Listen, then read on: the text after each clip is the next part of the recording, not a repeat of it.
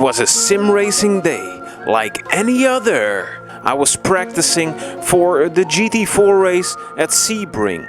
Mamas, don't let your babies grow up to be cowboys. So we start the race and it's the same as always, you know. People are foaming at the mouth, acting like barbarians, crashing into each other. Any chance they get, people are rejoining the track very safely, like this old fella.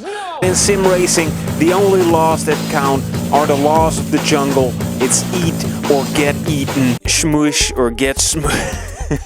It is D-Class GT4 racing, so what did I expect? It's a little bit rowdy, it's a little bit rough, but I survived that first lap and I even get a nice overtake into one of the most difficult corners at Sebring. In my opinion, I never really get it right, but here I dive down the inside of this BMW and it felt kind of all of a sudden that he braked way too early. But anyway, that's a good overtake. Very cool.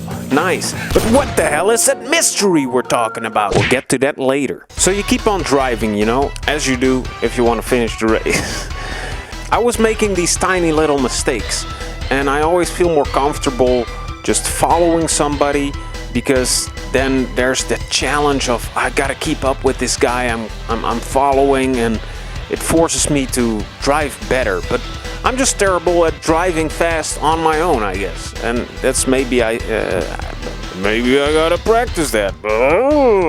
You're not my mom. Shut up. A couple of laps down the road, this incident happens. And from the outside, it kind of looks like I'm being a little bit of a cave brain.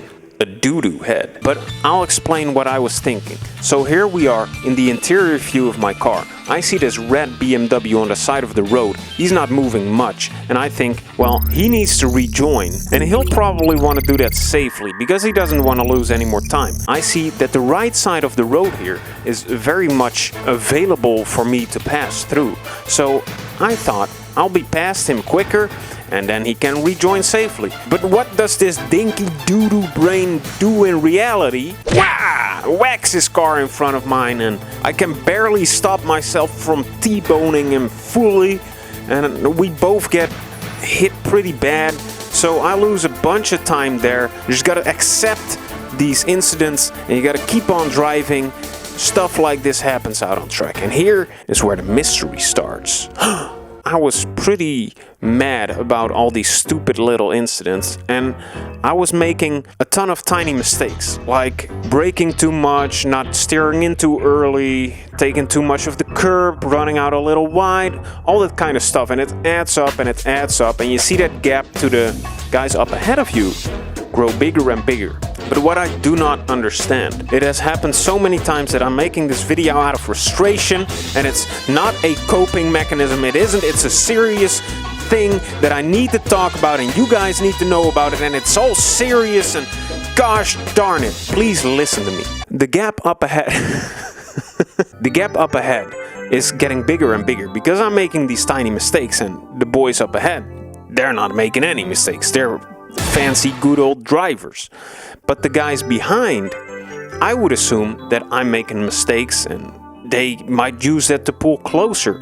But I'm seeing that gap behind me get bigger and bigger as well. So for like the second half of this race, it felt like I was driving in no man's land.